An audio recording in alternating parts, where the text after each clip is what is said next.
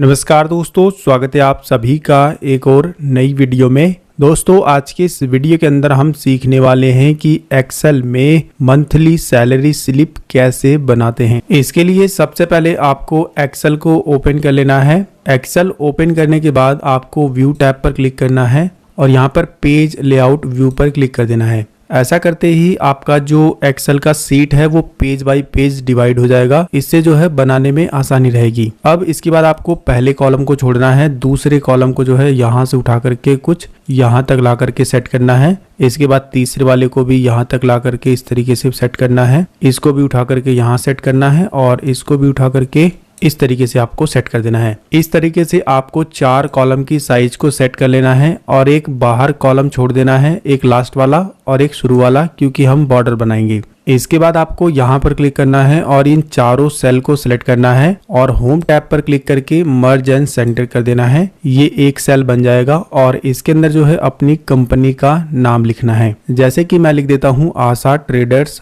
Pvt LTD यानी कि private limited. इसके बाद आपको बाहर क्लिक करना है, दोबारा से इसी सेल पर क्लिक करना है और इसका साइज जो है आपको 20 के करीब रख लेना है। बाकी आप अपने हिसाब से भी रख सकते हो, ठीक है। और आप चाहो तो यहाँ से कोई दूसरा फॉन्ट का जो स्टाइल है वो भी चेंज कर सकते हो। तो मैं ये वाला रख लेता हूँ, काफी अच्छा लग रहा है। बाकी अगर आप फॉन्ट चेंज नहीं करते हो तो भी कोई दिक्कत वाली बात नहीं है। इसको जो है थोड़ा सा बोल्ड कर लेंगे तो थोड़ा और अच्छा लगेगा। इसके बाद जो है नीचे वाली 4 सेल को सिलेक्ट करना है और इसे भी मर्ज एंड सेंटर कर देना है और इसमें जो है जो भी कंपनी का एड्रेस है वो टाइप करना है। इसके बाद बाहर क्लिक करना है, फिर से जो भी आपने एड्रेस लिखा है उस वाली सेल पर क्लिक करना है और इसका जो साइज है वो थोड़ा सा बड़ा कर देना है, लगभग 14 के करीब। इसके बाद जो है नीचे वाली चारों सेल को सिलेक्ट करना है और इसको भी मर्ज एंड सेंटर कर देना है और इसके अंदर आपको लिखना है मंथली सैलरी स्लिप। इसके बाद आपको बाहर क्लिक करना है, फिर से इसी सेल पर क्लिक करना है और इसका जो साइज है आपको 16 के करीब कर लेना है, ठीक है। इसको बोल्ड कर देना है। बाकी आप चाहो तो फॉन्ट का जो स्टाइल है वो चेंज कर सकते हो अपने हिसाब से। फिलहाल मैं चेंज नहीं करने वाला हूँ, यही रहेगा। इसके बाद जो है आपको इसी सेल को सिलेक्ट रहने देना है, चले जाना है इस वाले बॉर्डर वाले ऑप्शन पर और यहाँ पर आपको जो है थिक बॉटम बॉर्डर करके एक ऑप्शन दिखाई देगा, आपको इस पर क्लिक कर देना है। ऐसा करते ही ये जो मंथली सैलरी स्लिप है इसके नीचे एक मोटा बॉर्डर लग जाएगा। अब आपको इस वाली रो को छोड़ देना है, इसके नीचे वाली रो से स्टार्ट करना है और यहाँ पर आपको पहली हेडिंग लिखनी है एम्प्लॉई आईडी। एंटर बटन दबा के नीचे आना है और यहाँ पर आपको लिखना है डेजिग्नेशन। इसके बाद यहाँ पर क्लिक करना है और लिखना है एम्प्लॉई नेम। एंटर बटन दबा के नीचे आना है और यहाँ पर आपको लिखना है मंथ एंड ईयर। इसके बाद आपको इस वाली रो को छोड़ देना है, इसके नीचे वाली रो से स्टार्ट करना है। नीचे वाले दोनों सेल को सिलेक्ट करना है और इसे जो है मर्ज एंड सेंटर कर देना है। इसके अंदर आपको लिखना है इनकम। जितना भी इनकम होगा वो हम इस साइड लिखेंगे और इसके बाद इन दोनों सेल को सिलेक्ट करना है और मर्ज एंड सेंटर कर देना है और इसके अंदर हमको लिखना है डिडक्शन। जितना भी कटौती होगी, जो भी पैसा कटेगा वो हम इस साइड लिखेंगे। इसके बाद यहाँ पर आपको क्लिक करना है और लिखना है, सबसे पहली हेडिंग है बेसिक सैलरी। नीचे आना है, लिखना है DATAHRA। ये सब एक तरह का भत्ता होता है जो कि किसी भी कंपनी में जो भी एम्प्लॉइज काम करते हैं उनको दिया जाता है। नीचे आना है आपको और यहाँ पर आपको लिखना है ग्रोस सैलरी। इसके बाद आपको यहाँ पर क्लिक करना है और लिखना है PF। PF को आप पूरा लिख सकते हो प्रोविडेंट फंड। PF का फुल फॉर्म होता है प्रोविडेंट फंड। इसके बाद आपको नीचे आना है और यहाँ पे लिखना है ESI।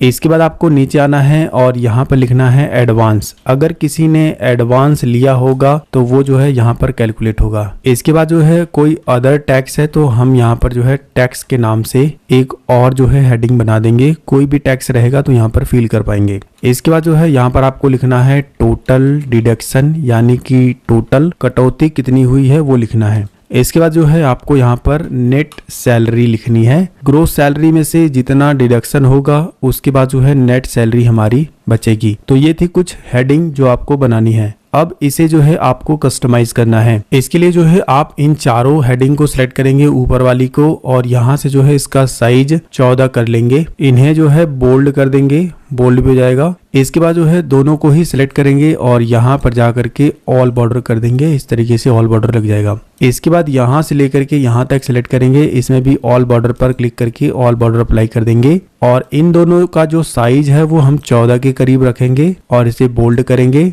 और इसके बाद यहाँ से लेकर के यहाँ तक का जो साइज है वो हम 13 के करीब रखेंगे, तो हम यहाँ पर 13 टाइप कर देंगे। ठीक है, इस तरीके से इनका साइज जो है यहाँ पर 13 हो जाएगा। नेट सैलरी जो है उसका जो हम साइज रखेंगे वो 14 के करीब रखेंगे, यहाँ से हम 14 कर लेंगे और इसको जो है बोल्ड कर देंगे इस तरीके से। ठीक है, तो इस तरीके से आपको इसका कस्टमाइजेशन करना है, यानी कि इसकी जो फॉर्मेटिंग है वो करनी है। अब नीचे की साइड में जो है आपको इन दोनों सेल को सेट करना है और इसे जो है मर्ज एंड सेंटर कर देना है और यहाँ पर आपको लिखना है साइन ऑफ एम्प्लॉई। इसके बाद जो है शिफ्ट बटन दबा करके माइनस वाला बटन को दबाएंगे तो अंडरस्कोर प्रेस होगा और इस तरीके से लाइन जो है बनेगी। इसी तरह से इन दोनों सेल को सिलेक्ट करेंगे, इसे भी मर्ज एंड सेंटर कर लेंगे और यहाँ पर लिखेंगे साइन ऑफ ऑथराइज। इसके बाद जो है शिफ्ट के साथ माइनस वाला बटन दबा करके इस तरह से अंडरस्कोर को प्रेस करके लाइन बना लेंगे। अब इन दोनों को सिलेक्ट करेंगे और यहाँ से जो साइज है वो 13 के करीब कर लेंगे। साइज को बढ़ाने के बाद अगर ये चीजें छिप रही है तो आप इसके अंदर डबल क्लिक करेंगे और इसको जो है थोड़ा सा जो आपने ये लाइन बनाई है उसको डिलीट करोगे तो ये बिल्कुल सेंटर में आ जाएगा। इसी तरीके से इसमें भी लाइन को डिलीट कर देते हैं तो इस तरीके से ये भी एडजस्ट हो जाएगा। अब दोस्तों हमारी सैलरी स्लिप बन करके तैयार है। अब हमें केवल इसके अंदर बॉर्डर अप्लाई करना है। बॉर्डर अप्लाई करने के लिए हमने इधर भी एक कॉलम छोड़ा है, इधर भी कॉलम छोड़ा है, नीचे भी हमको रो मिल जाएगी, लेकिन ऊपर की साइड में हमने रो नहीं छोड़ी है। तो हम क्या काम करते हैं कि ऊपर की साइड में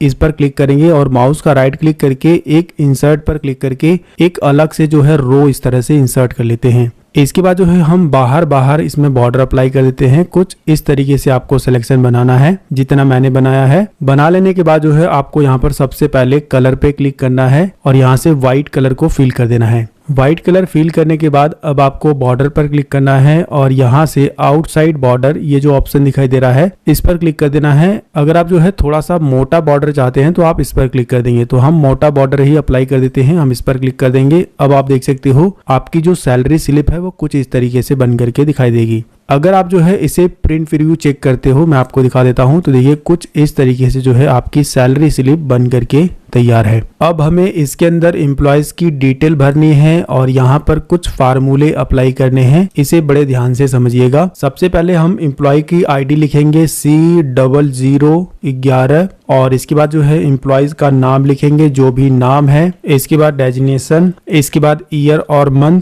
इसके बाद यहाँ पर बेसिक सैलरी डालेंगे। लेकिन अभी जो है सबसे पहले हम फार्मूला अप्लाई कर देते हैं। तो सबसे पहले हम डीए का फार्मूला लगाएंगे। सबसे पहले लगाएंगे बराबर का निशान। डीए जो है बेसिक सैलरी पर कैलकुलेट होगा, तो हम बेसिक सैलरी वाले सेल को सिलेक्ट करेंगे। इसके बाद जो है स्टार वाला सिंबल प्रेस करेंगे। कितना डीए मिल रहा है वो आप यहाँ पर टाइप करेंगे। तो मैं यहाँ पर एग्जांपल के लिए 12% टाइप कर देता हूँ, 12%। मान लीजिए कि बेसिक सैलरी का 12% डीए मिलता है। तो हमने क्या काम किया, बराबर का निशान लगाया, इसके बाद बेसिक सैलरी वाला जो सेल है उसको सिलेक्ट कर दिया, इसके बाद स्टार वाला सिंबल लगाया, फिर 12% लिख दिया। बस यही आपको काम करना है। एंटर बटन को प्रेस करना है। तो अभी आप देखेंगे 0 आ रहा है। कोई दिक्कत वाली बात नहीं है, जैसा मैं कर रहा हूँ वैसा आप भी करिए, सब चीजें जो है बिल्कुल सही होगी। अब हमें टीए निकालना है। टीए के लिए भी सबसे पहले बराबर का निशान लगाएंगे। टीए भी जो है बेसिक सैलरी पर कैलकुलेट होगा, इसलिए हम बेसिक सैलरी वाला सेल सेलेक्ट करेंगे। इसके बाद स्टार वाला सिंबल प्रेस करेंगे, यानी कि गुणा वाला।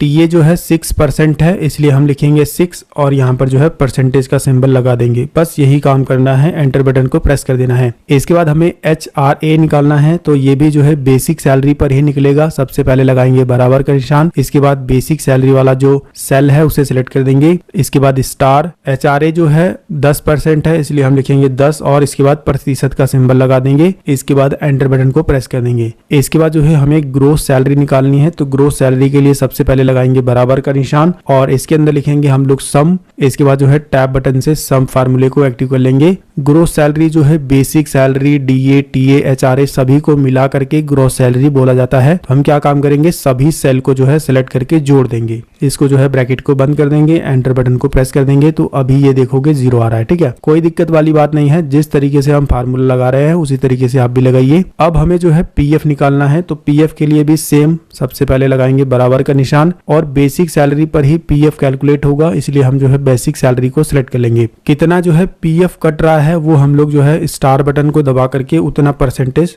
लिख देंगे। तो पीएफ जो है 8% है, इसलिए हम जो है 8% यहाँ पर टाइप कर दे रहे हैं। ठीक है, इसके बाद जो है एंटर बटन को प्रेस कर देंगे। इसके बाद जो है ईएसआई अगर मिल रहा है तो आप लिख सकते हो, वरना इसे खाली छोड़ देना है। एडवांस में भी आपको खाली छोड़ना है, क्योंकि एडवांस कोई जो है 2000 रुपए ले लेता है, कोई 5000 रुपए, कोई 10,000 रुपए, तो ये फिक्स नहीं होता है। इसके बाद कोई अगर अदर टैक्स है तो वो आप यहाँ पर टाइप कर सकते हो, वरना इसे भी आपको खाली छोड़ना है। इसके बाद जो है आपको टोटल डिडक्शन में आपको एक फार्मूला अप्लाई करना है, लगाना है बराबर का निशान और यहाँ पर भी जो है सम का ही फार्मूला लगाना है, क्योंकि ये सब जो है डिडक्शन है, यानी कि कटौती है। चाहे पीएफ हुआ, चाहे ईएसआई, चाहे एडवांस पे हुआ, चाहे टैक्स हुआ, ये सब डिडक्शन है यानी कि कटौती है। तो इन सभी को जोड़ करके हमें टोटल डिडक्शन में सम कर देना है। तो जिसके लिए हमें जो है टोटल डिडक्शन में लगाना है बराबर का निशान और लिखना है सम। इसके बाद ये फार्मूला आ जाएगा, इस पर डबल क्लिक कर देंगे तो फार्मूला एक्टिव हो जाएगा। इसके बाद जो है यहाँ से लेकर के यहाँ तक सभी सेल को सिलेक्ट कर देना है, ब्रैकेट को बंद करके एंटर प्रेस कर देना है। ठीक है, अब क्या होगा, जितना पीएफ, ईएसआई, एडवांस, टैक्स, ये सब कुछ जो है कैलकुलेट होकर के यहाँ पर टोटल डिडक्शन में ऑटोमेटिक सम हो जाएगा। ठीक है, अब हमें क्या काम करना है, नेट सैलरी निकालनी है। तो नेट सैलरी के लिए लगाएंगे सबसे पहले बराबर का निशान, ग्रोस सैलरी में से, यानी कि जो ग्रोस सैलरी बनी है उसमें से माइनस करेंगे, लगाएंगे माइनस का सिंबल, टोटल डिडक्शन को, यानी कि जितनी कटौती हुई है। ठीक है, समझ में आया।